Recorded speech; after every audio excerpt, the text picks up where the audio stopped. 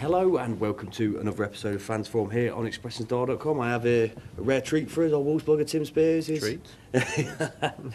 He's here today, obviously in the midst of the international break. Quiet time for Wolves, but it's not been that quiet, certainly over the weekend and coming into this week. There's a big issue stemming from the cheers that met Karl Henry substitution.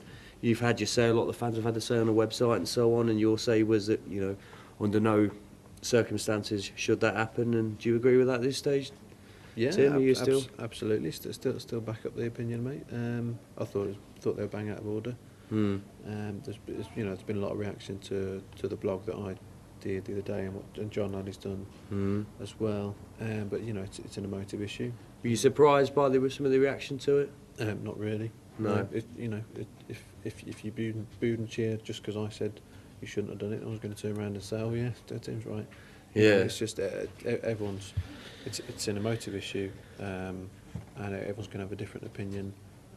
But I'd like to think that the majority of Wolves fans, you know, agree with what I said and would never boo a Wolves player or sarcastically cheer whatever, because it, you know, doesn't achieve anything. Yeah. It's well, nice. It is that culture, though, isn't it? These days, a lot of these things do happen. It's not just at Molineux, is it? You could name them. No, for instance, Sunderland, 6 minutes.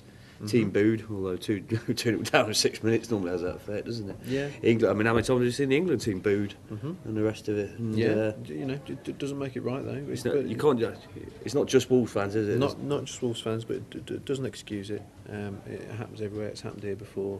I've seen it happen to Stephen Ward, Andy Keogh, Keith Andrews, Neil Collins.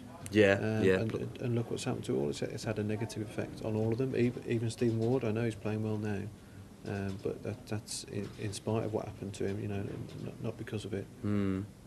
There's no good that can come of it. You know, the question was asked on the blog.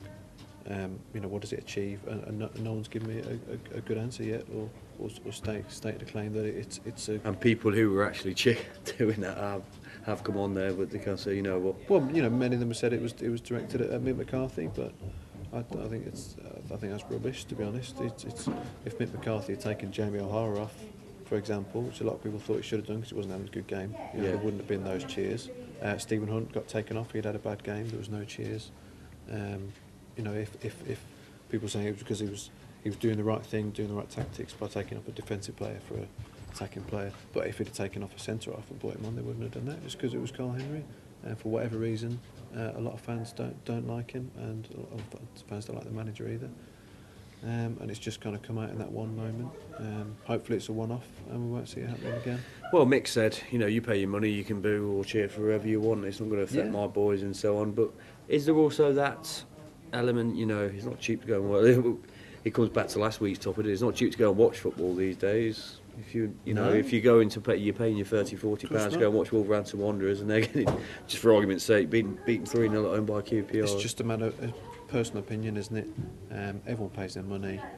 You know, I've had a season ticket for 20 years, but I don't think it's right to boo, and I wouldn't, because no good comes of it. Karl Henry's confidence would be on the floor now.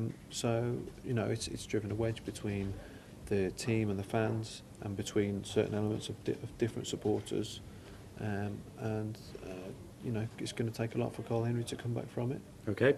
In closing, Black Country Derby, is that probably better off away from home if you Karl Henry at the moment? I mean, I know it's a massive game. You can't get up for Black Country Derby. What can you get up for? But I think from his point of view, it's probably the perfect game to come back to. Yes. An away game. Good game against the Albion, all will be forgotten. Exactly. An away game is probably what he wants at the moment.